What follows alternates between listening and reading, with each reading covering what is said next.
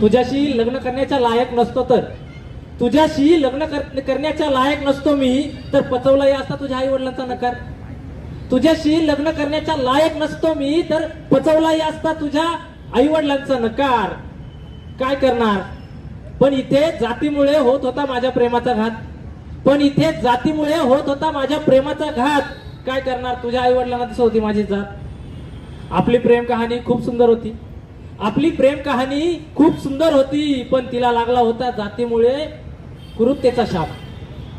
आपली प्रेम कहाणी खूप सुंदर होती पण तिला लागला होता जातीयतेमुळे कुरूपतेचा शाप. पण काय करणार. तुझ्या आई वडिलांना दिसत होती माझी जात. जातीची भिंत ओलांडून प्रेम तर केलं होतं.